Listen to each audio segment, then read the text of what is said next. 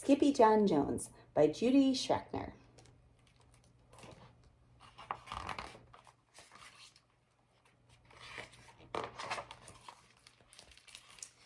Every morning, Skippyjon Jones woke up with the birds. And this did not please his mother at all. "Get yourself down here right now, Mr. Kitten Britches," ordered Mama Junebug Jones. "No self-respecting cat ever slept with a flock of birds," she scolded, "or ate worms, or flew, or did his laundry in Miss Doohickeys' bird bath." The lecture went on and on as usual. "You've got to do some serious thinking before you leave this room, Mr. Fuzzy Pants," said his mother, "about just what it means to be a cat, not a bird, not a mouse or a grouse, not a moose or a goose, not a rat or a bat. You need to think about just what it means to be a Siamese cat. And stay out of your closet," she added, closing his bedroom door. But once he was alone, Skippyjon Jones began to bounce and bounce and bounce on his big boy bed.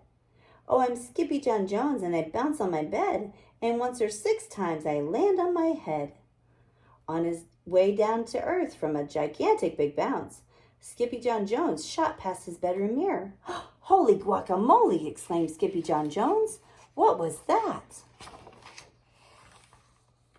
So up he went again, and again it appeared. Then, using his very best Spanish accent, he said, "My ears are too big for my head. My head is too big for my body. I am not a Siamese cat, I am a Chihuahua." Back on land, Skippyjon climbed onto his toy box and rifled through some of his old junk. After he put on his mask and sword and climbed into his mouse, Skippyjon Jones began to sing in a muy soft voice. "My name is Skipito Fresquito. I fear not a single bandito. My manners are mellow, I'm sweet like the jello. I get the job done, yes indeedo." Back in the kitchen, Jujubee, Jezebel, and Jillyboo Jones were helping Mama Junebug Jones make lunch. "Can Skippyjon come out of his room now?" asked Jujubee. "No," answered Mama Junebug Jones. "Mr. Fluffernutter is still thinking." In fact, Skippyjon wasn't thinking about being a Siamese cat at all. With a walk into his closet, his thoughts took him down a lonesome desert road far, far away in old Mexico. Not long into his journey, a mysterioso band of Chihuahuas appeared out of the dust. "Ay caramba, who goes there?" asked Skippyjon Jones. "We go by the name of Los Chimichangas," growled Don Diego, "the biggest of the small one."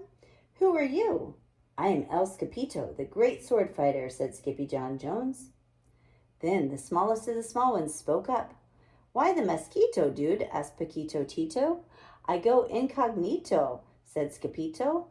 "Do you like rice and beans?" asked Pintalito. "See, I love mice and beans," said Skipito. "He might be the dog of our dreams," whispered Rosalita. "Perhaps," said Tia Mia, "if he knows the secret password."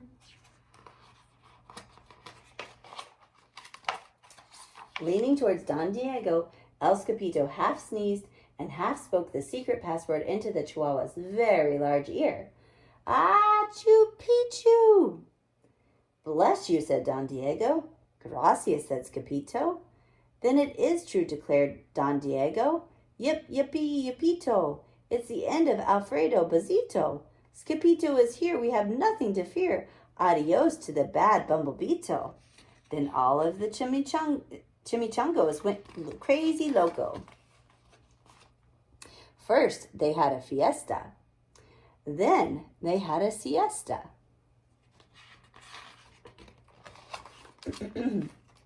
But after waking up, the Chimichangas got down to serious business. Using his paw, Don Diego drew a picture in the sand of the great bumblebeeto for Skipito to see. A hush grew over the Chimichangas so great that one could hear a whisker drop. "Alfredo Bazito," whispered the crowd. "El blimpo bumblebeeto bandito." "See," said Paquito Tito, "the bandito steals our frijoles." "Not your beans," cried the Skipito, outraged. "See," Paquito continued. "Red beans, black beans, Boston baked and blue. Cocoa, coffee, kidney beans, pinto, and jelly, too. And now he comes for us, Paquito added. ¿Por qué, Escapito? Because we are all full of beans, too. Then Don Diego stood tall and in his most somber voice declared, Yo quiero frijoles. Huh? Said Skippyjo. The dude just wants his beans back, said Paquito Tito. And you are the dog for the job. Me? asked Skippyjo. Then all of the chimichangas turned towards Skippyjo, the great sword fighter. But poor Skippyjo had no time for a plan, because in the blink of an eye, a gigantic shadow darkened the landscape. The chimichangas scattered in all directions. Vamos, Skippyjo, or it is you, the bandito Huito, they cried. Skippyjo stood his ground, but his legs shimmied and shook like the jello, and his teeth chattered like castanets. Then, in a wee soft voice, he said, My name is Skippyjo Frisquito. I fear not a single bandito. But Alfredo Bazito flew straight for Skippyjo until the bean-eating bandito hovered only inches away from the great sword fighter's face.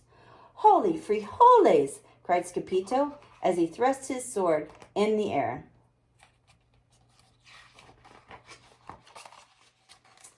Suddenly, pop!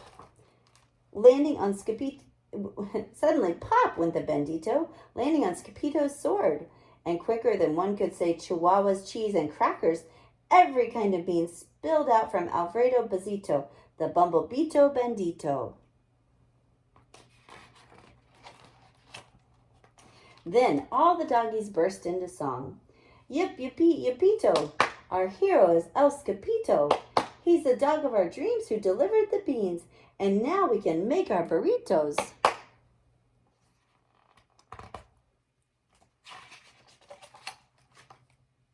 But back at home, there was such a ruckus coming from Skippyjon's room that Mama Junebug Jones and the girls just had to find out what was going on. They raced down the hall to the kitty boy's room. Benquito, Crashito, Papito, Skippyjo! Just in time to see Skippyjon's closet exploding. Then out flew Candy, Beanbag Doggies, and the kitty boy with his birthday piñata on his head. Skippyjon Jones, everyone cried. Holy machichos, he said in a muy soft voice. Mama Junebug Jones lifted up Skippyjon and covered his head with furry purry kisses. What am I going to do with you, Mr. Cocoa Pug? She scolded. That night, when he was supposed to be going to sleep, Skippyjon began to bounce and bounce on his big boy bed. Oh, I'm Skippyjon Jones with a mind of my own, and I'll bounce on my bed for hours. I know I'm a cat, but forget about that. Say goodnight, Skippyjon Jones, called his mama. Buenos noches, mis amigos, said Skippyjon Jones. The end. My name is Ashley Colbert, and my son Hunter Colbert is in Miss Maxon's first grade class.